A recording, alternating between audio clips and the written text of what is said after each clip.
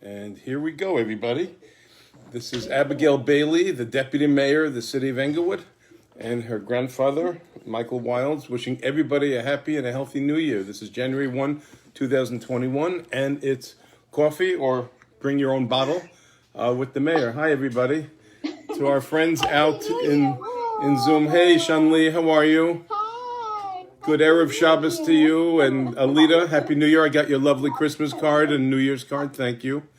Howard, thank you. Your wife sent an email about serving in the city. That's great. Angie, for your kind words. Diane and the gentleman of the First Order who's with you. Chris, mom is well. Mom is well, Chris? She's having her good days and bad days, but we're doing the best we can. Good. And we're all connected. You see, she's got a wire in her mouth. You see, we're all trying to stay connected. John Arthur, how's your wife feeling? We're expecting very soon, aren't we? Couple weeks, yeah. Everything's going well, so thank you for asking. Amazing. This is 7 months old already, so it goes fast. Enjoy each and every day. So, John, fill us in on the library before we go and get into the details of an update of Englewood. Sure. So we are obviously we've been planning for months for 2021 with regard to, how are our services going to shift? It's hard to plan when you don't know how much longer this pandemic's going to last, Yeah. So still a focus on the digital, lots of digital book circulation, increased spending on digital books, but the usage is going up measuredly, so it's worth it. We again subscribe to lynda.com, which is owned by LinkedIn Learning. You can use that for thousands of different things, photography classes, or Microsoft Excel, or literally almost anything you can think of. So please reach out to me to sign up for that. Anyone with an Englewood Library card can use it, and it can be a real career boost for a lot of people to finish some of those courses. You get an actual certificate from them when you're done. It's wonderful. Wonderful. We're always working on different projects. I just want to thank you, John, for keeping what is effectively what the Bergen Family Center, the library, and a handful of the Elks, for the different constituencies of people, our community center, for keeping us educated, keeping us together. We raised a pride flag. We were able to have part of the racial, injustice conversations online, and we're sponsoring through Diane, myself, and Sam Griffin a forum on public service, trying to educate the residents. So you have been night. a bastion. Say hello, everybody, to the First Lady. Hello, everybody. Bend down. Over here. Oh, hello. So the First Lady is taking the first grandchild All right, say goodnight. away. Sorry, I got to take the wire. Okay. So without further ado, you have to call him. So basically, in a nutshell, we're very grateful to the library, and we hope and continue to pray for good health for your wife, a speedy and a healthy baby, and for everything that's good. To all of those who are watching this now or in the course of the weekend, I apologize. Last Friday, it was a better thought. Amy, this is Jake's. Amy, Becky. It was better that we not do a Coffee with the Mayor session on Christmas. I hope everybody had a meaningful Christmas holiday. And today being New Year's, I want to thank John, who is off today, who's doing this through the library Facebook page as a courtesy and is a testament to your good citizenship and keeping people informed. Thank you. John, you just checked online and saw, I tried to reach Mr. Fedorko, but it is January 1st. So there were 2 fatalities, and how many numbers? So I saw on the City of Englewood's health page the last update from December 31st, unfortunately, 17 new cases of COVID and apparently 2 additional deaths. I don't know many more details, so Right. that's all. I'm just reading it off of their page. So we're averaging, everybody now, about 2 deaths, about 11 cases a day. We were down from 16 per day. And we had 4 people in the hospital as of, I think it was December 23rd, the notes that I have here. They were age 58, 60, 85, and 86. So I will go over my notes, and we're keeping a strong eye. Thank you, of course, to our first responders and to everybody who's keeping us safe, to our police, our fire, our ambulance, our public works, who had a tumultuous period of time. I'm going to bring everybody in on facts that have transpired in the last 2 weeks. And I ask that you interrupt me if you have questions. I don't want you, if you have a question, other people may have a question. And John, if you see on Facebook, on Zoom, other questions that are there, please that you'll put that in the queue for me as well. Will do. This is something that I do. I've been doing it since March. I want to thank everybody again for your diligence and wish everybody a healthy and a happy new year for the trust that you've placed in me. I have not stopped, and if there's any blind spots or things you want, I take notes also. Our Congressman Bill Pascrell again wishes us a happy new year, considering all sorts of suggestions on how to celebrate, making your celebration safer, bringing your own food, wearing a mask, avoiding close contact with those from the outside, cleaning, disinfecting, washing your hands, and so forth. The Congressman brings us up to speed that as of December 30, there are 465,910 confirmed cases, that is in the state of New Jersey, and 18,651 deaths. That is just a staggering number. 18,000 deaths in our state, an increase of 23,636 infections and 325 deaths just from last week. Yesterday, New Jersey reported 3,675 cases of coronavirus and another 127 additional deaths, bringing the number of confirmed deaths in December to 1,646, the most of any month since May. Okay, so we're watching the scales, we're watching the trends and everything. Right now, vaccination distribution is everything, ladies and gentlemen. I've been in touch with a lot of the vendors that are getting it. There is a clog jam. I just want you to understand, I do not for the life of me understand how New York and New Jersey are not getting this right. The state of Israel right now is vaccinating anybody over the age of 75. I do not understand why these vaccinations aren't being deployed rapidly and with great efficiency, particularly to older people. They are effective. They're 95% effective. Our deployment needs to increase. Vaccination distribution in the month of December, New Jersey received an allocation of 400,000 vaccine doses. Currently, vaccines are available to those that are in phase 1A, which will include frontline essential workers and individuals over 75. Phase 1C will include other essential workers, 65 to 74, and persons from 16 to 64 with medical conditions that increase the risks of severe COVID-19. Following these phases, the general public, which will be like mid-May, I'll go through my notes with you. I had a long conversation, as did all the other mayors, with the Bergen County Executive as to the deployment of vaccinations in our place, and I plan on going through it with you with great detail. New Jersey is going to launch a statewide vaccine scheduling system, but it must be faster. I would urge everybody to reach out to our federal leaders, to the governor. I have full confidence that they will step up, but we need to step up faster. Containing the spread obviously is part of it. Making sure that we're on top of the deployment of this vaccine is absolutely critical. Please abide again by straight travel advisories, self-quarantining for the right period of time. Unemployment, the Congressman writes to us, New Jersey Department of Labor has distributed $19.7 billion in state and federal unemployment benefits, over 1.4 million New Jerseyans across the state. Since COVID-19 upended businesses months ago will claim an average of $13,890 in wage replacement benefits. That is a staggering amount, and don't kid yourself, this will filter itself down to the local residents of every community. With federal unemployment programs set to expire, Congress passed a relief legislation extending for 11 more weeks the federal pandemic unemployment assistance and pandemic emergency unemployment compensation. Additionally, legislation will restart weekly federal unemployment benefits at $300 per week through March 14, and this is a constant struggle. The New Jersey Department of Labor has announced they do not expect any unemployment recipients to see a lapse in their benefits. Please be in touch. The gentleman that I trust is Gordon Johnson. His office has a gentleman of the first order. His name is Ralph Shermer, spelled R-E-A-L-F.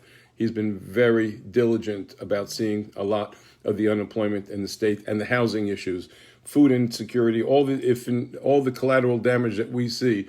We need to make sure that we can get the support to people in real time. Thank you to our congressman. We are facing a global pandemic, and we are indebted to the stewardship and the leadership that he has in keeping us up on the facts. Our Senator Booker, also talks about direct state and local aid, vaccines and testing, and enhancing unemployment benefits as well. Governor Murphy this week signed an executive order extending the public health emergency in New Jersey yet again. It was extended unless it expires after 30 days unless it's renewed. So he now extended it again. There's also a joint statement from offices of Governor Murphy, Mills, Raimondo, Sununu, Lamont, and Baker on extending the suspension of interstate youth hockey. Believe it or not, we learned in Englewood and in other communities, parents were, tailgating outside of the hockey facilities where the kids are inside and nobody else can go in, but the parents were getting sick. The collateral judgment in parents and children and other people needed to be upended by governors. We have to be sensitive that we should not be congregating with other people, even if you feel it's outside. You have to be smart about it. Yes, John? I think Chris Gagliardi has something to say regarding COVID. So since we... Yeah, Chris? Yes, sir. We just got word that 3 states have received, unfortunately, a new variant of the COVID-19 strain. It is a very highly transmittable version of it, but we must definitely be on high alert for this new variant. Yeah, Colorado, California. What was the third state, Chris? Florida. Just recently Florida. Florida as well. It just got as of last night. So we need to be on high alert for this new variant. The vaccine does address it. So that's the good news of what we've been told, that the vaccine will incorporate and help ameliorate the new variant. But it is a new normal now. Thank you, Chris. A 103-year-old woman is the first to get vaccinated as New Jersey kicked off its vaccination program in long-term care facilities. More vaccine programs are to be launched in New Jersey for essential workers, and companies can suspend, adjust, or terminate tax incentives if hiring plans don't work out. So we're not only talking about trying to aptly get medical support and controls to people, we're also looking for companies to be incentivized to do right by their employees. Airports are also busy during the holidays. Health experts are concerned in nursing homes, vaccinations also can't get out fast enough. I think that there's only about 2.5 million people out of a country of over 375 million people that have been vaccinated. The masses are deemed to be eligible by mid-May. If that gets put off into the fall, it could be dangerous if we have another season ahead of us next year. Very important that we look at this. The most vulnerable are the nursing homes. Vaccinations are beginning. Monday, a pair of national pharmacy chains will begin administering coronavirus vaccines to nursing home residents and staff members. The governor also reached out to President Trump. If the president wants to give more money, I'm all for it, Governor Murphy said. Merck is also signing $356 million deal with the U.S. government to produce up to 100,000 doses of its experimental COVID-19 drug. So we want all of these different medical pharmaceutical groups to be deployed, and we want people to get them from all different kinds of vendors in our area. Bye Bye Toll Booth. The Port Authority has begun all electronic toll collection at the Holland Tunnel. Within 18 months, all 6 Hudson River crossings will go electronic system, greatly improving traffic flow and reducing accidents. Very important. Again, Congress passed the second largest scale COVID relief plan, and some of the general points of it. And our Englewood Chamber of Commerce, I want to thank Carol Rauscher for keeping us posted on a lot of the information. The COVID package extends the PPP, that's the Paycheck Protection Program, establishing a second draw PPP, but I think here you have to have done at least 25 or 30% less than you did in the last year. Also, small businesses components of the CARES Act expands eligibility for the program. Please consult online. It's very easy writing and reading for you to see and understand it. The bill effectively creates a $20 billion grant program, which offers $10,000 again for small businesses with 25 employees or less, or small businesses in low-income communities. So you may qualify and should press forward. Congress passed the second large-scale COVID relief bill, and again, it's so important that we are on top of what's going to happen and be deployed in the next few weeks as a new president will take office. I want to thank our new city manager, Sonia, has done an exceptional job with about 2 weeks under her belt. The storm that we had in the last week brought high winds and rain, which caused multiple trees and power lines to come down. The impacted locations in the city of Englewood were Spear Avenue, Davison Place, Whitewood Road, Hudson Avenue, Pleasant, Orchard, Charles, Smith, Oak, and Broad Avenue. We had a deployment of DPW and police department coordinating storm activity. Again, you can't remove the trees until you turn the power off. You can't get to the area until you've defined what the mechanism of injury is, and you've made sure that other people that are walking and driving are using good judgment and don't make something bad worse. I cannot tell you how terrible it was. I saw some people who go to my synagogue walking with moccasins without even sneakers or shoes, just walking their dogs after major thunderstorms. I understand the dog has to do what a dog has to do, but go in front of your house. Do not walk when we have these major thunderstorms. In the city of trees, Englewood, we have to be thoughtful and smarter. Again, barricades and cones. As of last Saturday, Charles Street was still barricaded due to PSNG not having yet responded to the down wires. Charles Street had these down wires, and again, there are regional public affairs representatives that the city management was involved in. Other locations and areas were tended to, and I want to thank again the city manager, the head of public works, and the deployment of our emergency services for stepping up and being there for our residents. In the middle of a pandemic, in the middle of snowstorms, this is just really in the best character, and we're very, very appreciative for their work. I cannot tell you how important it is for us to say thank you to an officer, to a firefighter, to an EMT. When you see somebody right now, they are literally putting themselves they're putting your interest before their own personal interest. It's critical that we respect that. I have received, again, a thank you to Sonia Alves Viverios, our city manager. I have received multiple emails, and I'm conducting interviews on the different boards that I have the privilege of appointing. Recommendations are also coming in from third parties for the Environmental Commission. I want to thank the co-chairs, Jack Silverman and Scott Redine, who will continue into the new year, and the recommendations and those that are serving. Also, those who would like to continue to serve, I'm trying as best as I can to make sure that I put new candidates forward, but I also respect the institutional longevity and experience that people have. There is a senior building in Fairview where somebody wrote to us that they were not well.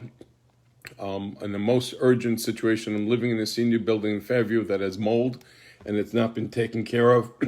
And I've been rushed to the hospital and needed oxygen. I want to get out of this building. I want to live in a building in Englewood. I'm 75, should not be living like this. When they offered me an appointment, boom, boom, boom. I reached out to Domingo Sinan, the Englewood Housing Authority Director. He indicated in an email to the resident of Fairview, the waiting list for Tibbs Senior Building located at 111 West Street is open. If you provide an address, we'll forward the application. However, please note that we give preference to people that live or work in Englewood. It will therefore be several years before your name comes to the top of the wait list. So I want you to know people of all station and lives are trying to come into the city of Englewood. They reach out, and I can't tell you, day or night, all the directors, all the chiefs, everybody that's doing everything for the city of Englewood is really doing it seamlessly, and we are at least redundantly making sure that resources are available for those in need. I would like to also thank Danny Tokayer. Danny is an old friend who approached me that he wanted to do a good deed and asked what I would recommend. And I learned from my beautiful wife that you don't do what you think a child needs, you do what they actually need, not what you think. I encouraged him. I spoke to the ownership of ShopRite. He went there first, bought $5,000 worth and then a lot more worth of ShopRite cards. And I got them over to Liz Corsini. I posted a video of thank you that Liz and I did for Dan Tokayer. He wanted to just be introduced to helping those who need diapers and food and the actual things that people want and need. And I caution everybody through Christmas and Hanukkah and New Year's to give people according to what they actually need, not what you think. This was the best way of deploying it, and I trust Liz and the Bergen Family Center implicitly. And anybody who's watching this who would like to participate, I think it's Christmas, it's Hanukkah, it's New Year's every day for the year of 2021. There will be people that will appreciate your good citizenship, and anybody who has anything that they would like to share, please get in touch with me, and we're happy to do it in the memory of somebody else, and again, deploy it to those that need it the most in our community. Diane Jensen writes to our outgoing councilwoman, Cheryl Rosenberg, on the Route 4 overpass projects over Jones Road and Grand Avenue. It came up in conversation in the last council meeting for the year. And it's very important that Franz, who's the city engineer, keep an eye on these two projects as they coalesce, and that we have good improvements. They're going to be expanding Route 4, and we want to make sure that the bridges and the traffic and the quiet enjoyment of the residents who live in that corridor of the city is protected. I heard from a gentleman by the name of Bill Kahn, also looking to fill a seat on an open position. I conducted a Zoom interview with him, and I thank you, Bill, for reaching out, for watching this, and we're going to put you to task on something. Thank you. In retirement, there are people that literally will call up the mayor of a city and say, I'd like to serve. How can I serve? And where would you like me to serve, Mayor? So I appreciate your good citizenship. A resident, very upset, frustrated, sends emails that they didn't get the birth certificate, calling our process a disgrace, and emailing us, and that nobody bothered to respond, and everything. I have to tell you, I immediately brought it to the attention of the city manager and the health director, and they did an exceptional job. And I want to thank Mr. McCormick, who had written to me that he should have received his daughter's birth certificate via UPS. Birth certificates for newborns are now taking 2 to 4 weeks, so they're still within the delivery time frame, but they didn't have a record of his calling in to contact the health department. It kind of slipped up, but it doesn't matter. They gave him credit for his delivery fee, and I just want to thank you that, again, like you, John, the directors of the health department, Mr. Fedorko, and the city management are very responsive on each and every email and phone call. That is public trust at its best and its finest. And I want to thank Mr. McCormick for bringing it to my attention. I was approached by a group called Bottom Line that would like to help improve some of the financial bills that we have, and they do a deep dive into what the city is paying, and I'm going to make that introduction to the city management. I was introduced to this group. I don't know if it's a successful group or not successful, but again, I appreciate efficiencies, but this is completely within the ambit of the city manager to move forward. The McKay Ice Rink at John T. Wright Arena. Skating on thin ice is literally the sense, according to Ken Katz, program director. He emails the city leadership. Instead, with the recent wave of cold weather and their equipment once again up to speed, they're fortunate to have a solid base of at least 3 inches of rock-solid ice. But figuratively speaking, we are all skating on thin ice as they approach the next few months on the ongoing pandemic. Based on the governor's executive order number 204 issued last month, groups are no longer able to enter through the lobby. Instead, skaters are now using the rear doors, creating a totally outdoor facility. Again, cautioning parents not to tailgate, to do anything while they're waiting on their children. The after-school program sponsored by the Englewood Parks and Recreation is off and running with Englewood's Hockey in New Jersey. They enrolled over 150 children. Thank you for being so progressive, strong, and keeping people socially distant.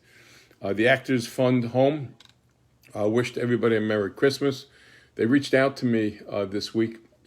As a result, the federal partners in their case, Walgreens is now behind in assigning start dates to them to begin the vaccination process in the facility. They want to start this, and there were some issues that they had. They were informed that they will be receiving the Pfizer vaccine and attach Walgreens authorization form and everything. They realized that it was a holiday week and reached out to me, and I'll report to you as I get to my notes.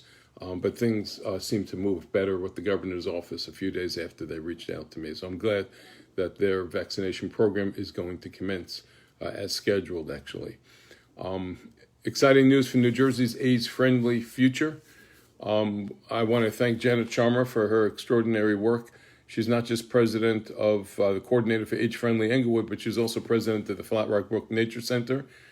She has a new guide providing templates, graphics, statistics, and laying out recommendations that may be helpful in Englewood's efforts to make a more age-friendly environment. So we thank Janet for her stewardship, and you can get a copy of that, guys, online.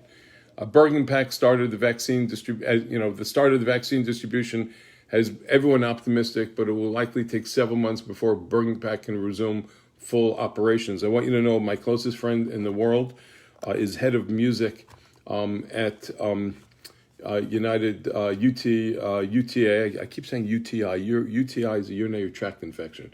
It's UTA, and the fear and the hope and the prayer is, when is Hollywood going to come back on? When are concerts going to come back on? When is football going to come back on? And when vaccinations are being deployed, are we going to then be able to identify people and allow them in to facilities and all of that? It's so important that we understand, despite the theater in our community, Bergen PAC, being shuttered, they have delivered nonprofit mission with a variety of outdoor and digital events and adapted. The Performing Arts Center here, and as well as Black Box, another performing arts center we have on Palisade Avenue, are working so hard to reach audiences through their virtual platforms. So please go online if you want to support their COVID-19 relief fund. Please, their money is tax deductible, and you can just help them get ready so that they can be part of our healing when the pandemic winds down. And I believe fundamentally we are at the beginning of the end. It's going to be a bumpy ride. So we want to make sure our restaurateurs and our Bergen PAC and our Black Box PAC and all the other groups are ready to go. With that in mind, I want to thank the PBA, Ron Lane, who's head of the PBA, and all of the wonderful groups that supported the Englewood Toy Drive. The Englewood Chamber of Commerce sent out an email thanking everyone who donated during the holiday season for the toy drive.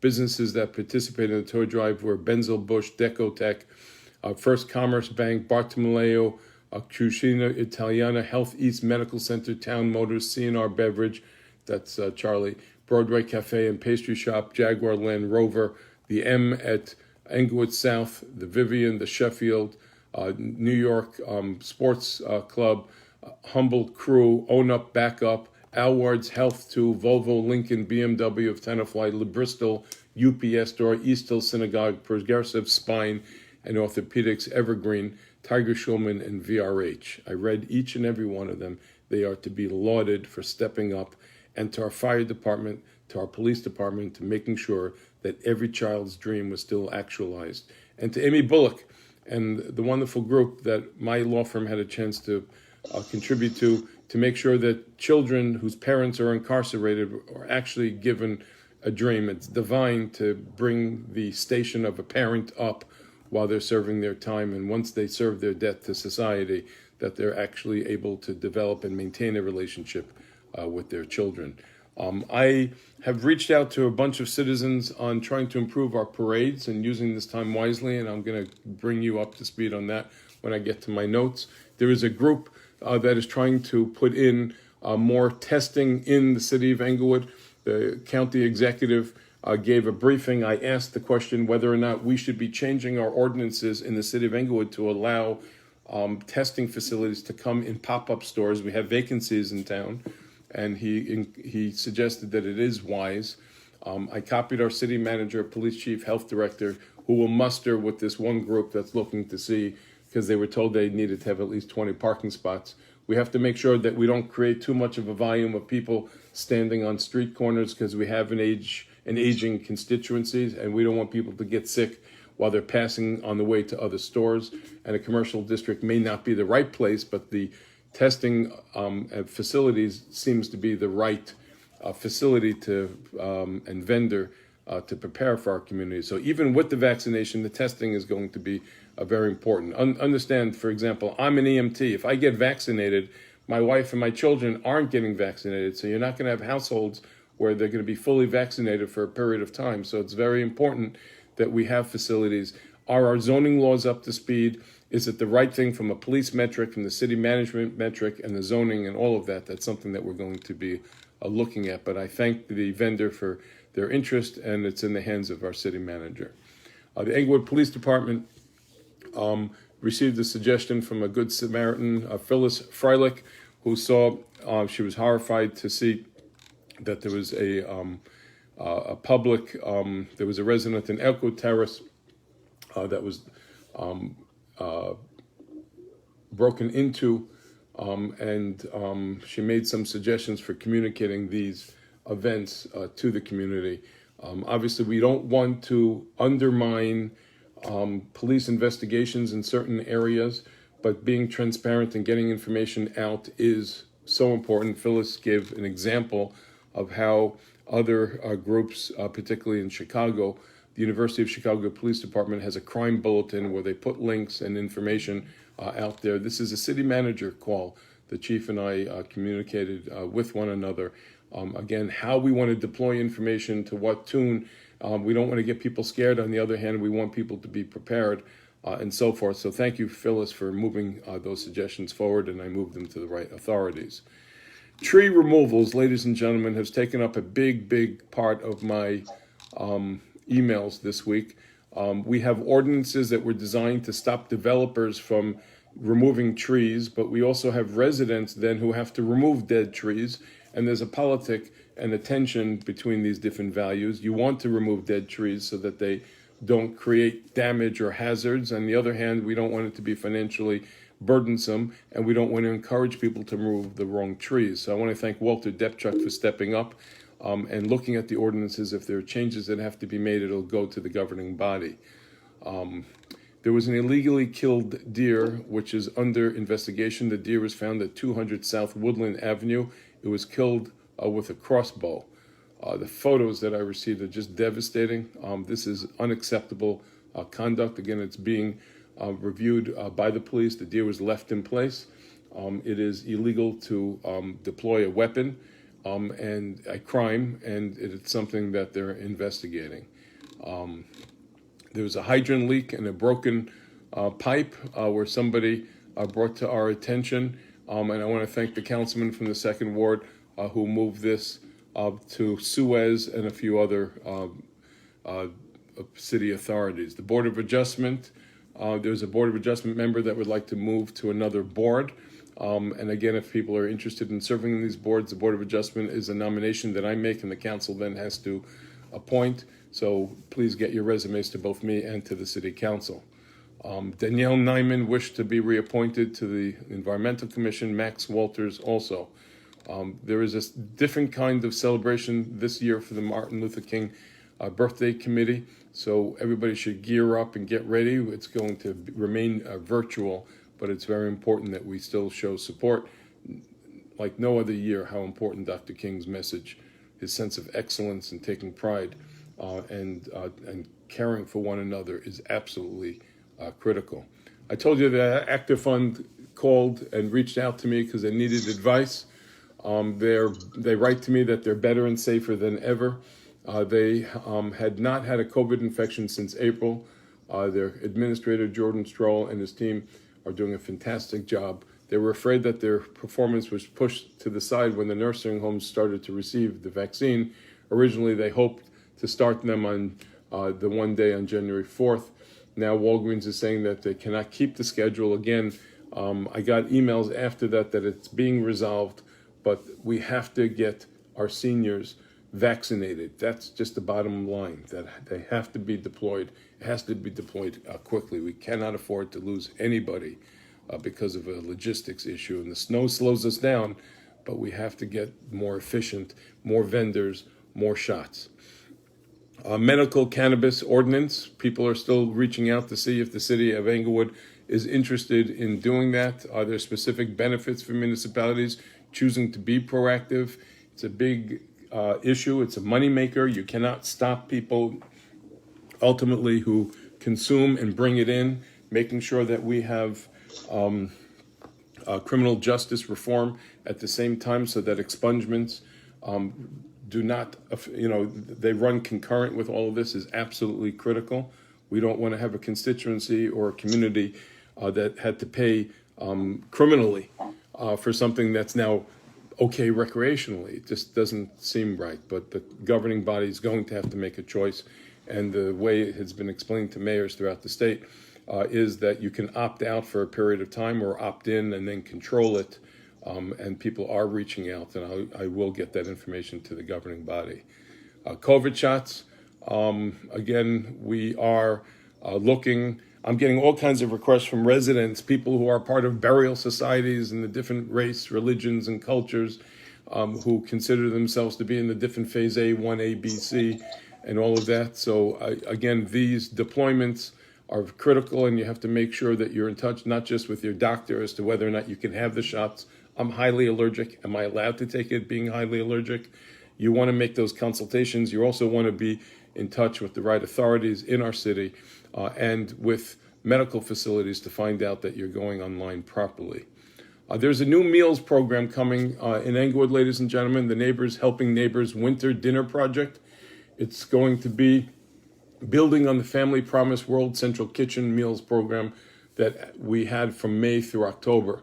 Shelley Wimpheimer from the Community Chest developed another way to help those in need in Englewood. They've partnered with 7 Englewood-based nonprofits in week 3 of distributing over 300 meal certificates each week to the clients who are in need. So they've developed, again, a good sense of who needs the food. They're enfranchising local businesses with monies to prepare that food. So it's a win-win for everybody, but they need to raise more money so they can have a greater impact. As they closed 2020, they had a campaign. Anybody who's interested, please give God's grace. And I thank Paul Shackford and Kay Dugan again from the Family Promise of Bergen County. Christmas tree burning, a compliance advisory coming to mayors from the New Jersey Department of Environmental Protection reminds our constituents that it's not permissible to dispose of Christmas trees through open burning or bonfires. The burning of Christmas tree wood, as opposed to safe wood burning, reduces air quality by creating additional smoke and particle matter and can increase the risk of wildfires in certain areas.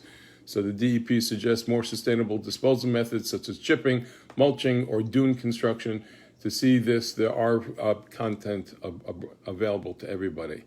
The Moderna vaccine, again, is coming to pharmacies throughout the city.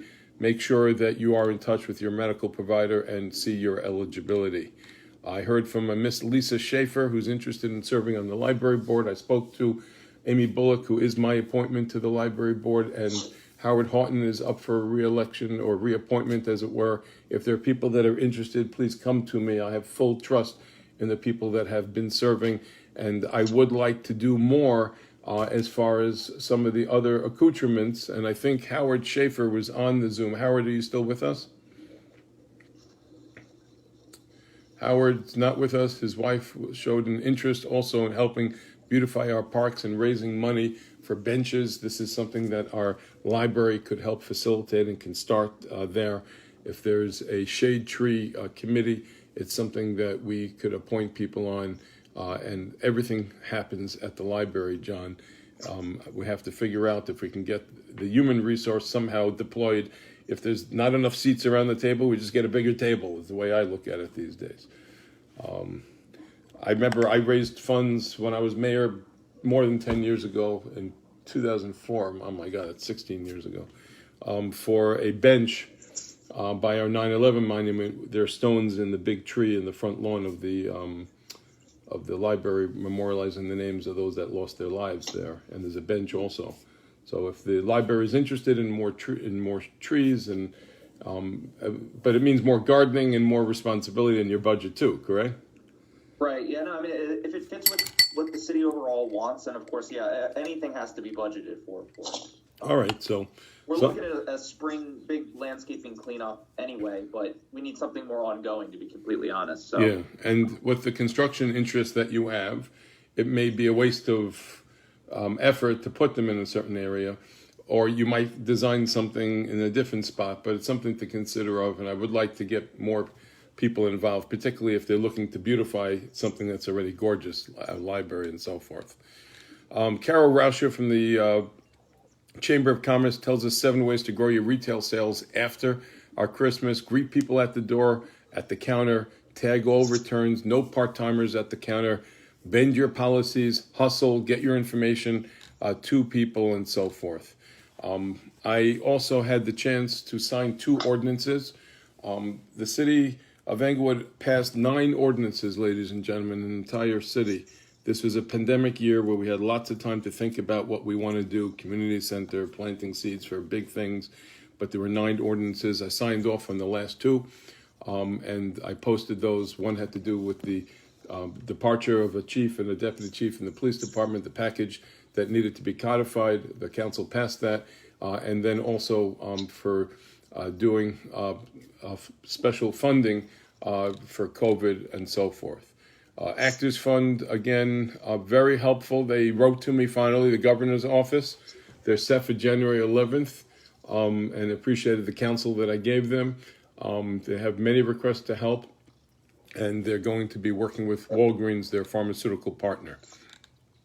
Girl Scouts sent an award slideshow, and that is my notes. When was the last time we did this? It would have been a week before Christmas, which would have been December 18th. Okay, so Mr. Mayor. December 18. Hang on, Jeff, let me just run through my notes very quickly. I would like to read you my notes, ladies and gentlemen, on the vaccine deployment, according to our Bergen County executive. This is a call we had Tuesday, December 22. So, without further ado, the vaccine deployment plan. Hi, Miss Marin, how are you? I haven't been looking at the screen. Amy Bullock, welcome back.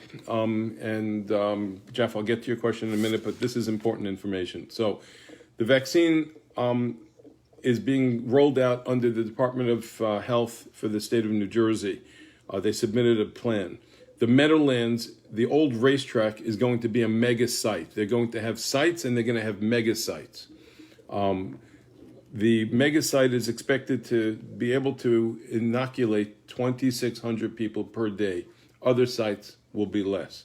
CVS and Walgreens will be taking care of long-term care patients and the employees at the long-term care facilities. The 5 Bergen hospitals will all be getting vaccines, and they will be not deploying it just to the first responders, but they'll also be deploying it to all of their employees. The notion that they're responsible for everybody in the facility, not just the guests, the visitors, the patrons, but also the people that work there. These are the different phases. Phase 1A, healthcare and long-term care providers. Phase 1B, frontline, essential workers, that's people who give out food and things like that, and 75-year-olds and older. Phase 1C, anybody older than 65. And anybody between the age of 16 and 64 with high-risk medical conditions. Phase 2, this is the general population. It's assumed to be out by mid-May. So if we don't hit the numbers that we need to hit by January, February, March, that number will be pushed out further. The state wants to reach at least 70% of its residents by that period of time. The Pfizer vaccine, 2 shots, has to be stored very cold. 21 days later, you're supposed to get the second shot. So if somebody says we got a deployment of shots, the real question is, if they get 1,000, does that mean they can only give it out to 500 people because people need to get the second dose a certain amount of days later? If they don't get the second dose because of bad weather or backup in logistics, it's going to be a problem for the generation of people that they inoculated before. So you have to be very careful when they say you're getting the shot. When do I get my second shot is your question when you make your appointment. Bergen County now has purchased 4 major freezers so that people can use that properly. The Moderna vaccine is different. It doesn't have to be stored as cold. It's 2 shots. The second shot is 28 days, not 21 days later. All of this is being set up by appointment. If you're allergic, you have to talk to your healthcare provider. It will take time. There are 950,000 people, according to the last census in Bergen County. 70% to get to that rate means 660,000 people have to be inoculated. we have 26,000 first responders in the county of Bergen. 26,000 first responders, just to show you. They will vaccinate 5 to 6 days a week. It will be done on weekends, and there will be varying hours. On costs, the CARES Act money is all gone. It ran out on December 30th. It had to be used and deployed by the county executive. It will only be reimbursed. The county will only be reimbursed $16 for each shot by the feds. The manpower is the biggest cost. The testing took about 50 people plus per day. And the testing is going to continue while they're deploying the vaccines. So the cost to the county is going to be significant, but it's mostly a manpower cost. The annex at the new bridge is going to be the first site.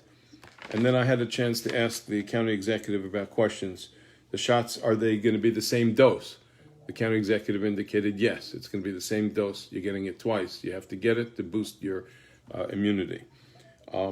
They're going to deploy. Then I asked the question about, with all the vaccine sites, is it important for the city of Englewood and others that are being approached by testing sites to make room for more testing facilities? And they said yes. Again, our ordinances in our central business district may have to be amended or may be inappropriate according to the emergency personnel and our chief, our city manager. They may want it deployed in another area where people aren't standing in the presence of a lot of other pedestrians and parking is enhanced and so forth. We have to maintain social distancing, but yes, testing is still a critical component. The council had its closing session and so forth. I took lots of notes on calls and interviews with people that were interested in serving in different boards. I met with Sam Lee, Ron Rollison, and Damian Harris and talked about some of the parades that we have and trying to come up with giving greater content if we have to go virtual this year or deploying something more robust than we have in the past. The car shows, he taught me that they used to have something called, I forget what it was. It was like the Little Rascals. They had these little car bins. Do you remember what it was? They used to have that in the city of Englewood. And the benefits of having a car show and shutting down and having a Memorial Day event in the city. Oh, soapbox derby. That's what he said. At Dwight Englewood, they used to have a soapbox derby. I think of Alfalfa and those guys sitting in one of those things. The School of Rock concert and having some significant showing of the history of the Fourth Ward. That was a critical element. I'm doing a deep dive in the next months trying to get a sense of the legacy of the Fourth Ward in the world of sports, medicine, and other professionals. I'm going to reach out to the council to partner on this, the Black Student Union, to help do the research. And we may have to prepare a good video. That's where Sam Lee's talent is and so forth. So there are a lot of people to honor and some names and some very important tasks came forward. We had a city hall call this last week. Again, the past week we were averaging about 12 per day. It's down from 16 per day. The 4 people in the hospital we had were 58, 60, 85, and 86. And on December 20th, there was an 80-year-old female who passed away, but she had diabetes, an underlying condition. The vaccine notification in Bergen County, they have already 300 people signed up. Vantage Mental Facility, the Eye and Ear, and Liberty Pharmacy, they're all going to be engaged. The Actors Home, again, is giving out shots and looking for, we had a discussion about pop-ups for COVID testing in our city and so forth. There are things that I can't share because it's delicate and so forth. Sorry it took me so long to effectively cover 2 full weeks in the city of Englewood. It's a robust amount of things on my plate. There are a lot of personnel issues. Obviously, the New York Times came out with an article with regard to the police department this week, and a lot of other delicate matters that I try to protect the privacy of residents and so forth on. But that's a wrap for me everybody. John, do you have questions? Or actually, Mr. Carter wanted to say something. A couple of things, and you covered one, the police department. It's really not delicate when the whole world and the New York Times, the biggest newspaper in the country, has published it, so they see it in LA, Chicago, New York, otherwise. We need to really start addressing the racism that is in the police department. For too long, we have turned a blind eye. We've acted like it hasn't existed. The mayor, the city council, and others have allowed and emboldened the Proud Boys on the police department to continue and get worse and worse and worse. And when nothing happens, as they keep doing things, it's only going to get worse. With vaccinations, the NAACP, Inglewood is a very minority city, and I haven't heard one word from county or even the city as the African Americans vaccination and how they're going to handle that situation, and Hispanics, because all over the country they've been talking about concern with getting vaccinated, and people who are in Rock Creek, King Gardens, and Parkview, but especially Rock Creek, which is remote, and we know a lot of those people don't have cars. The city council and the mayor need to look at how we try to make sure when their time comes up that they get vaccinated. In that, also, just to let you know, I think since the last time, on January 14th, 16th, which is a Saturday, the NAACP will be having a youth program. Our youth and college group will be having a program out at the King Monument, weather permitting, and it will be on Facebook and Instagram and YouTube, just honoring Dr. Martin Luther King, because we have a lot of programs, but we never have anything for the youth. So this is year 2 of us doing that. And also your cost, we know, depending on what happens, and you didn't misspeak, but Mr. Trump, we know, doesn't care about, the cost of vaccinations. Mr. Biden, or President-elect Biden, said that, we need money to take care of the cities, the counties, and the states as far as vaccination, schools, other things like that. So prayerfully and hopefully, when he comes in on J20, some of those things monetarily will be addressed by him.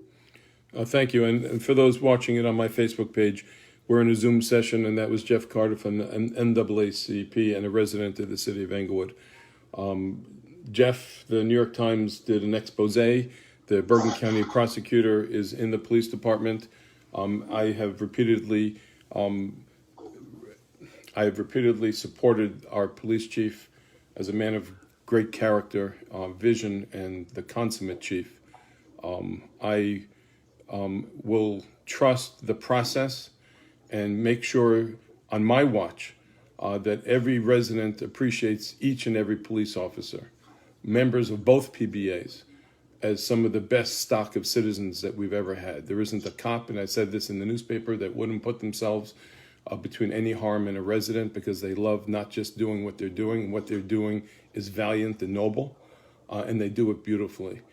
As far as the leadership of the police department, that is completely under the ambit of the city manager. We're a city manager form of government. It's not anything that the mayor controls. The council sets policy and decides who the manager is, but it's really a manager posting. We have a new city manager in place, and I can tell you when it comes to making sure that justice is served properly, having walked on 16 of my Shabbosim on my Sabbath myself, and I'm not fit to walk one, let alone 16, I am watching, and I'm going to make sure that vaccinations are being deployed without race, color, creed. Age, I think, is the only place we should discriminate with this vaccine. Older people should be getting it fast and more furious than younger people, and it should be deployed as quickly as possible. But I think... Is there going to be a cost to the vaccines?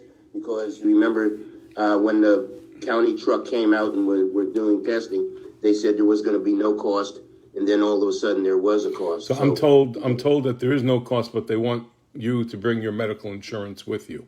So I don't know if that means there's no cost to you personally, like a copay, but they'll bill the insurance. I don't know the answer to the question, but I can just tell you that I was told by one authority that it's free, and another authority then that schedules them that they're asking people for the insurance. I can try to inquire and get back to you, but I think that would be public record. I can't imagine that with a health pandemic there'll be any cost to any citizen, because if somebody doesn't take it, they're then making other people vulnerable. So, well, again, if you could find that out, Mr. Mayor, I would appreciate that, because when the testing truck came out to Inglewood, they said there would be no cost, and I'm speaking specifically of the people who do not have insurance. Then they were turned around and got bills for $160 some odd dollars. I'll ask the question. I think Jim Fedorko is the best person, our health director. I'll get back to you on it, Jeff. Anyway, have a blessed weekend, Jeff. And one last thing I want to say, yes, and again, we always agree to disagree. We have some excellent policemen there, but we also have some rogue policemen. When the excessive force situation happened, that wasn't Stellar Inglewood Policing, and that was Inglewood Police who caused that. So let's be very clear. I know that you're going to stick up for them no matter what they do, hell and high water. But when something is wrong, you need to call it out, Mr. Mayor. So God bless you. Thank you, and God bless you too. And it's policemen and policewomen, and I am not part of a blue wall. I have eyes wide open, and again, any bad apples will be tended to, but that does not presume, when you say bad apples, that there's anybody bad in our police department. There could be escalation and de-escalation measures that are better to take than what we're taking. These are all going to be lessons learned, but again, I am not walking with blue blinders. I have, again, personal relationships with officers who live in our city for over 20-something years, and I don't want anybody to feel that they're going to be judged by others. The content of character is what Dr. King wanted us to judge people by. Let the prosecutor do their job. Excessive force. Dr. King was definitely not against that. Absolutely, Excessive force. And our police department. All I'm asking you to do is to be honest in what you say, and not just act like there is no problems in the police. I agree with that. No doubt. One last thing too is the FOP is doing some excellent things too. So when you mention the PBA and toys, don't forget the FOP, which is the new thing. The thing that was so humbling for me, Jeff, one of the walks, was seeing a sergeant get out in the middle and in uniform in the middle of Black Lives Matter on a Saturday, say how devastated he was by the killing of George Floyd, and that he wanted to have a partnership with the community. If you want us, you have to help us. If there are bullets that are flailing and you have information, you got to help us help you. So there is a major concession within our own ranks of the potentiality for damage throughout the nation. And so many eyes. Thank God. The one thing I have to tell you is when the lights go on, everybody's watching everything. And again, I have trust, believe it or not, in leadership. And right now we have how can I say this discreetly? We have an authority reviewing all of our practices to improve things. So I think in the next 6 months, we're going to see better things and move on to more important topics. Is that everything, or is that just internal affairs? I can't speak to that. I don't know the answer, and I'm not permitted to speak to that. Miss Marin, saved by the bell. You're muted. You have to unmute. And then I believe Amy had her hand up next. Oh, I'm sorry. No, I think Miss Marin had her hand up, and then I think Amy put her hand up. So. Hi, Judith. Can you hear me now? Yes, Happy New Year, Judith. Happy New Year, Mayor Wild. I'm sorry, I didn't see John's email. I looked too early, so I missed the beginning of the meeting, and that's unfortunate. I have two questions, or actually, it's something to tell you.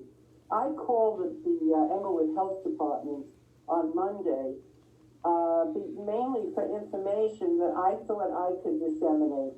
I got a machine, I left my name and my number, and I never received a return call. Now, I don't care about me so much, but I'm concerned that if a citizen calls, as I said, I gave my name, my address. Where my did you phone call, number. Judith? I lost you for a second. Where had you called? Called the Englewood Health Department. And you didn't get a return phone call? Did not get a return phone call, and I think that's a problem. It's because if it happened to me, you know, it happened to more than just Yeah. me. My suggestion would be to call Mr. Fedorko directly. Give him the phone number that you called the time of day. Let them figure out if the number was. Okay, I know the name of the. I'll take care of Yeah, it. please, Okay. and then let me know if there's something that we need to change. Yeah, I was concerned about that because I say I was just calling for information. Someone else may have been calling for something much more serious. That's right. Now, did I miss? Have you completed making all your appointments to all the boards? Not yet. I'm still doing it. It's ongoing. You know, there are people that are waking up late. There are some people that would like to be moved from one board to another. The one person that I'm dead set solid on reappointing is one other than David Marin. Wherever he wants to serve, he is. I'll let him know. Okay. Have you reappointed him for the year 2021 to be by your side? No, keep him around. Yeah. Okay. Since I'm with him since high school, so Wow. it's been a long time. 5 years. That's a long time. Anyway, thank you, Michael. Pleasure. Happy New Year. And Jeff, to you again, Happy New Year. Amy, did you have a question? Not really a question, but I just wanted to share a little bit more about what we were able to accomplish with the Angel Tree that you, along with several other local businesses, so generously contributed to. We were actually able to fulfill wish lists for approximately 30 children of incarcerated parents. So they did not just receive a delivery of toys, they actually received things that they wanted It's amazing. from their incarcerated parent. The real shining star in this project are actually the residents of Bergen County. We created a registry. We put it out for residents to be able to sponsor a gift and purchase that item for the child. The community responded so well that we were able to expand that program to actually provide necessities for Zoe's Place, which is a home for young mothers, almost $3,000 worth of items such as play yards and high chairs and strollers and towels and sheets and crib sheets and all types of wonderful things. In addition to gifts for the young mothers themselves. Again, we had such a positive response from the community that we were able to go into King Gardens and set up a table. Our wonderful chief, Lawrence Suffern, actually dressed up as Santa Claus for the children. And he was there in King Gardens giving out gifts. I saw the video of him. That's great. Yeah, we had gift cards left over, and we just went down to ShopRite, and Santa Suffern just engaged with the community and talked to them, and Santa handed out a few gift cards down at ShopRite. Our FOP was very instrumental in this entire program. They actually did the majority of the deliveries to the children of the incarcerated parents. Amazing. That's significant because these are families who have clearly not necessarily had a good experience with law enforcement. So getting them They to talk or engage one another sets a stage for a better relationship going forward, and they're more Exactly. sensitive to one another. That's wonderful. Exactly. And the FOP was also present in King Gardens, engaging with the children as they were coming and picking out their gifts, along, like I said, with Chief Suffern. So, you know, the residents as individuals responded in a tremendous way. Our local businesses and organizations all contributed, and it was just a wonderful experience. And there was nothing better than a little girl who must have been about 5 or 6 years old who walked up to Santa and said she wanted an American Girl doll. And Santa Suffering was able to pull that out of his sack. Amazing. Amazing. So that The means, look on her face made it all worth it. so that I means just wanted to make sure- every item there was deliberately purchased, wrapped, and then cataloged so you can give the child what they actually wanted. How much time did this take? We were actually able to pull this off in 2.5 weeks. Wow. Prepare for next year, we'll- Amy, and Right. prepare for next year, because when you get good at something, they give you a badge and a uniform. So let's prepare more of these kind of efforts. Yes, and we're talking about how we can expand it. I mean, we did deliveries as far as Cliffside Park, Fairview, Hackensack Teen at Englewood. Wow. I believe we had one in Garfield, because we targeted inmates who were from Bergen County. So we're crazy. looking at how we can get into other communities in Bergen County, so that we can, expand this program, because it's just so important, especially during these times with this pandemic. I drove a carpool once, and my daughter walked in with an American Girls doll, and another little boy in the carpool said, "That's a boy's worst nightmare." I remember that store. I took my daughter to the store, and I had to buy not only a doll, but I had to buy her an outfit so that she matched the doll. And So we were able to actually fill 4 American Girl doll requests with outfits. amazing. So Expensive. You know how much they cost. I was Yeah. going to say, you know how much an American Girl doll costs. Yeah. So the response from the community and the organizations was just, That's. there are no words. I'm for- sorry, for but it. it was 18 years ago that I bought it, so I can just imagine the cost. And They start at $140. so start a fund early on in the year. There are people that approach me all the time because they want to finance things, and you'll let me know, reach out to me, Courtney, and so forth, and let's figure out what we can do to make it even more robust. Amy, tell them about the counselor when we delivered the toys at Zoe's place, her response.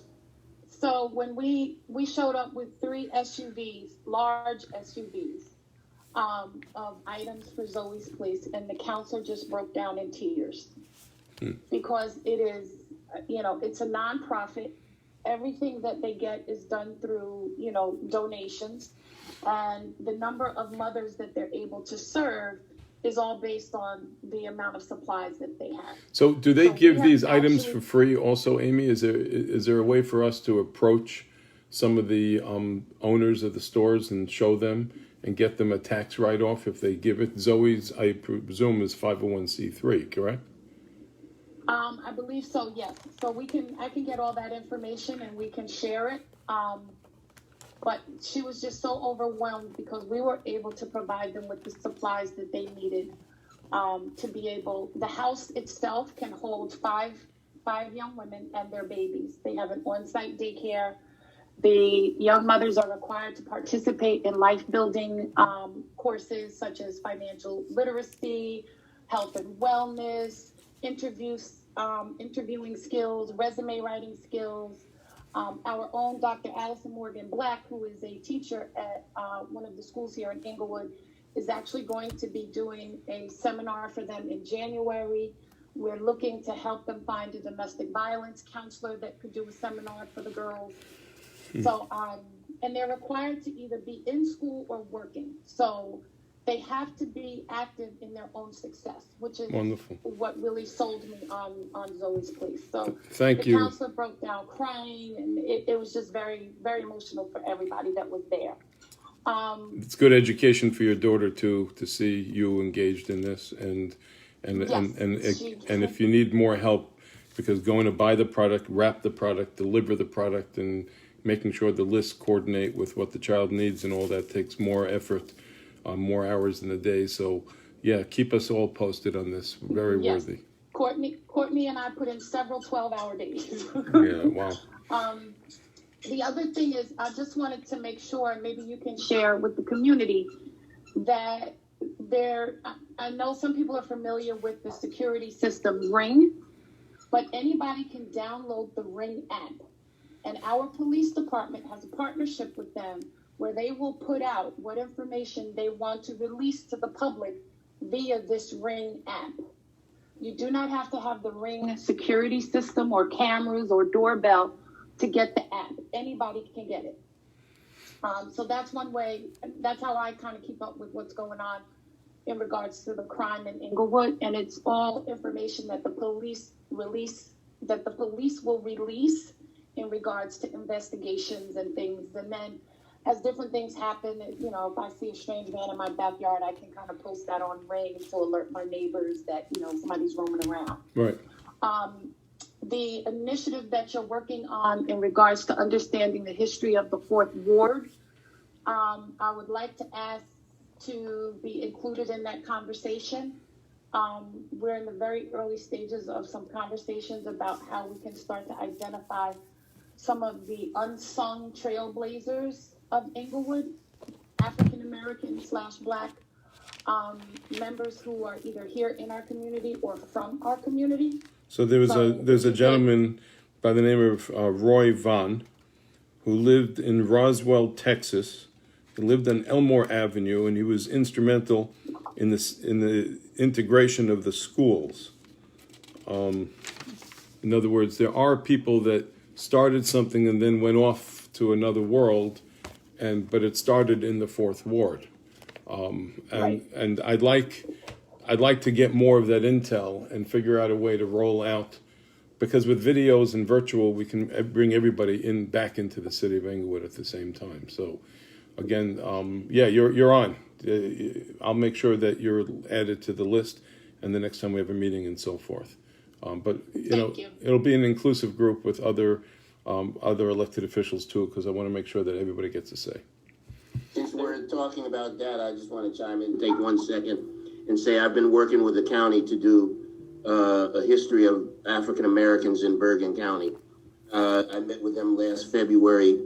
Middlesex County put out a comprehensive book, and we should have something. You know, we have Arnold Brown, who's been in our community and is a historian, not just with African American, but also on the county. So we're working on that, and I talked to one of the commissioners actually 2 or 3 days ago. But with the pandemic and all that, you know, we're moving a little bit slower. Just in, Dr. Anthony Fauci announced that it's possible that COVID-19 vaccines will become mandatory in order to travel to other countries or even attend school. Just to let you know how what's happening and so forth. So, thank you. Mayor Wiles, Yeah. I have one more request before I was interrupted by my esteemed president of the NAACP. I would like to ask if you would support and push, and I will call the city manager and have a conversation with her about it as well.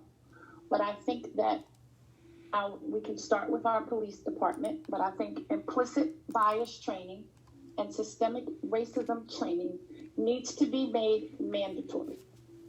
There was an officer who made a comment on Facebook that she does not see color. And that's a problem. That's an implicit bias. Because you can't not see color if you can see.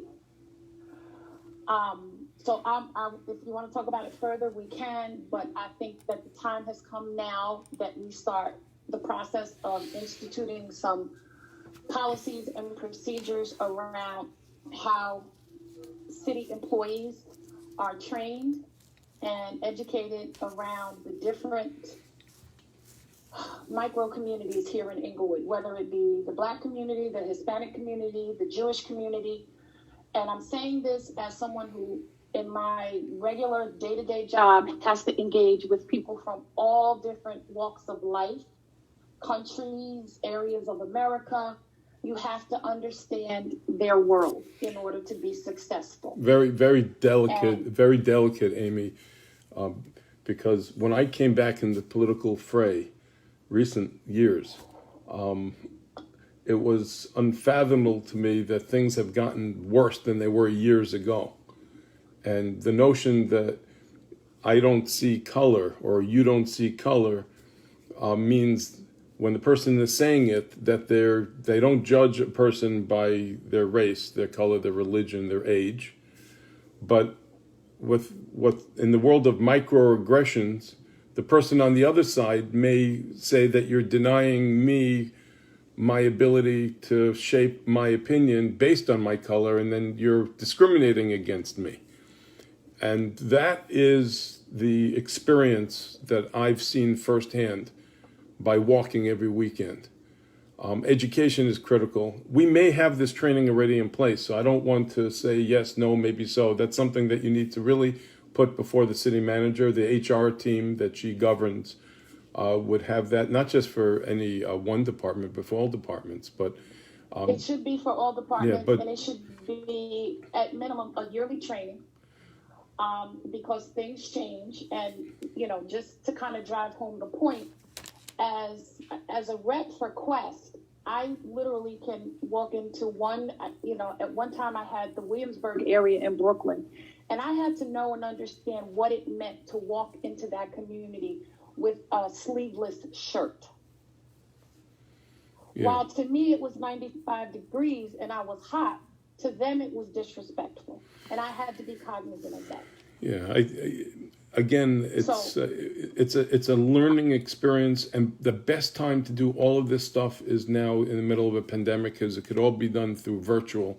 And by the way, I want you to know, as an employer myself, everybody has to go through sexual harassment training, and employers have to go through a different kind of training than our rank file employees. And what you would consider to be a joke or happenstance, or what was old-fashioned and chivalrous and all of that, now has changed. So we all need to be educated in these exchanges. And but again, your comments are well taken. Again, I don't want to keep directing this to any one department, because I don't want the police department, and you guys can let me have it, to be the beneficiary of all the beleaguered problems. We have to, in the year 2021, change the conversation.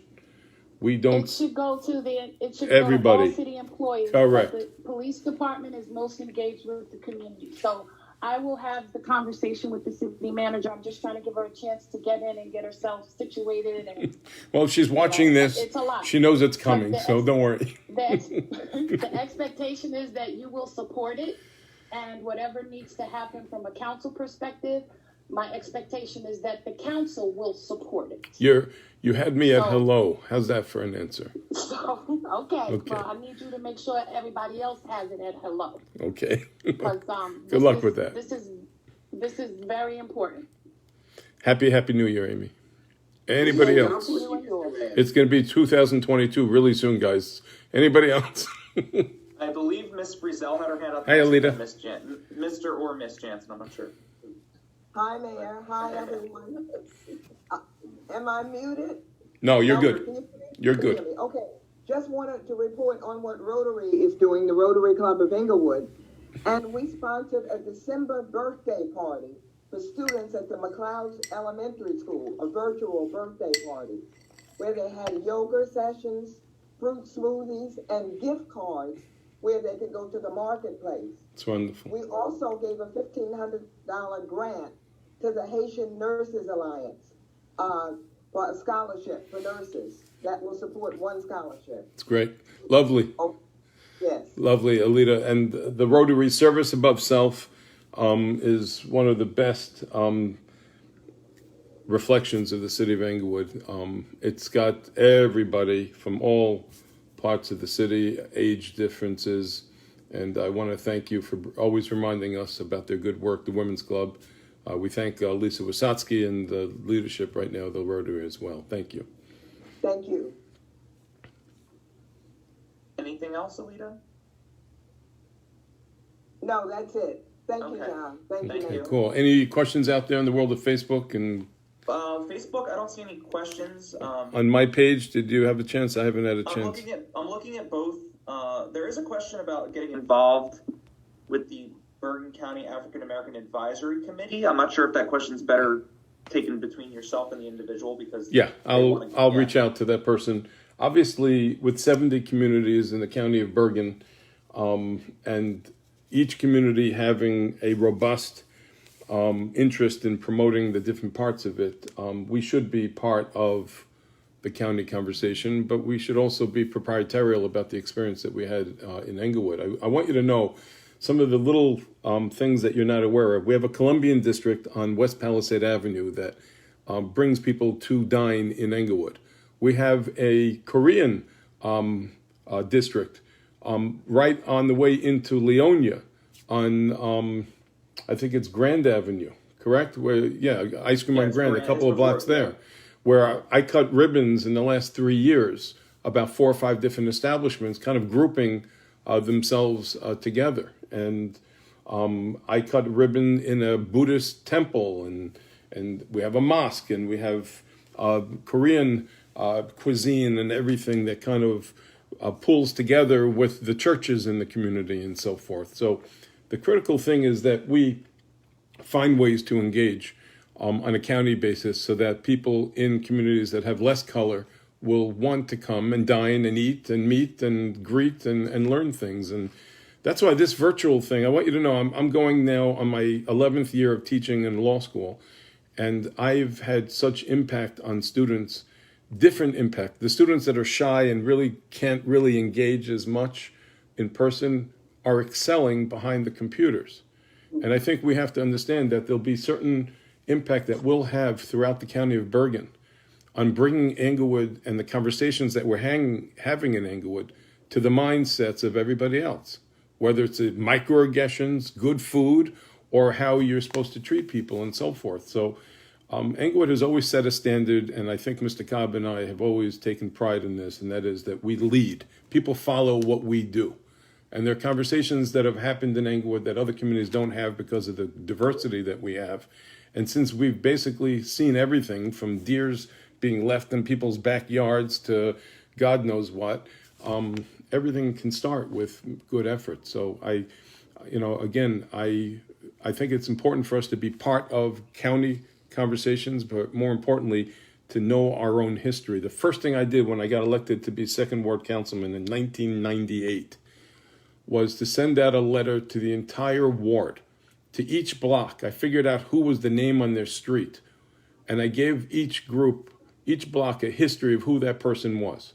The good, the bad, and the ugly, unfortunately, because some of them had some bad history. But I wanted them to understand where it came from. So the history has regenerated itself in this bedroom community we call Englewood. But it's really, it leads the pack, I think. Mr. Mayor? Yes, sir. Just for the person who wants to be on African American county thing, they can go to the county website. They should have an application, fill it out, and get it back. But if there's a problem, they can contact Michelle. I always butcher her name. Glorio.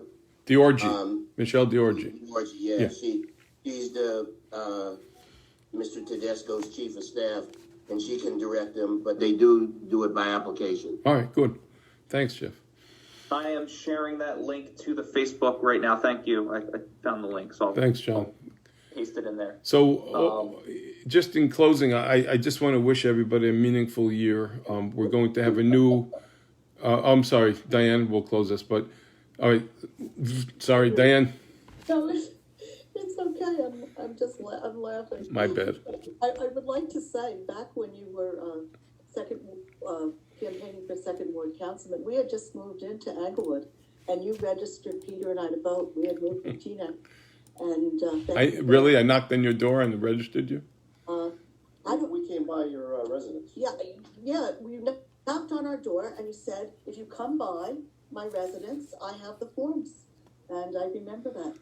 That was, you were still on Allison Court. I remember the guy who registered me, Ben Choak, Dr. Ben, they call him, came to my door, and then I took a ride down to the Board of Adjustment, and I met Doug Byrne, and the mayor then, Don Aronson, appointed me to the Board of Adjustment, and you never forget the person that brought you into the fold. No, you never do. And my father got home once late. It was like 9:15 in New York. You can vote till 9 p.m. And his father called him and said, "Did you vote today?" And my father said, "I just came back from work. I'm exhausted."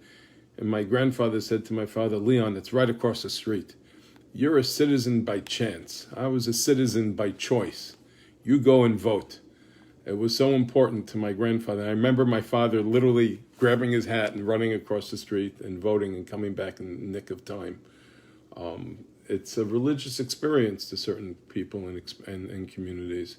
And sometimes we like what we get, sometimes we don't quite like what we get. And that's the thing that keeps me up at night, wondering what I didn't do all day that I should have been doing. Because it's a trust that can be pulled from you. And if you're humbled by it, generally you do what you think is right. Yeah, it's just time flies when you're having lots of fun, and I hope the time goes well for everybody in the coming year. For those of you watching this at a different time, if there's anything that we didn't address that you'd like us to address, please reach out. My private cell phone is 347-203-6355. That's my personal cell phone. My City Hall phone I don't use because right now everything is personal with me. I use it, but only on the receiving end of calls. And I just would like to congratulate Dr. Rosenzweig and Ms. Marin for joining the governing body. I look forward, Judith, to working with you and seeing more ordinances than we had in the past year, and preparing ourselves for a economic landslide, because we see what's happening, and we have to figure out ways to do more with less. To Mr. Cobb's credit, we have not we didn't have to discharge any employees, and we are safe. And I would like to thank him also for the stewardship of the council in this last year. It's not an easy job. He and I, at one point, were on the phone every single day in the height of the pandemic, and then every other day, now once a week. And we agree, we disagree, but we all love the city and we love it differently. So to all the outgoing members and the incoming members of the council, our work is cut out for us, and I will continue to do this until somebody pulls the plug. Okay. All right, God bless. I don't see anything else on Facebook, so I suppose we're Happy New Year, everybody. And Thank you. Shabbat Shalom. Thank you. Shabbat Shalom. You too, Shun-Li. When you gonna come move to Englewood, Shun-Li? With B'ezrat Hashem soon. Okay, you're waiting for the shuls to open up, right? So everybody should know Shun-Li is an old client, a dear friend who converted to Judaism, and she's one of my favorite people in the world. And you couldn't get more diverse than the picture that I'm looking at right now. And this is the beautiful thing of the City of Trees, and I wish everybody only good health, lots of water, and sunshine. Thank you, Mayor Weil. Okay. God bless. Be well, everybody. Happy New Year.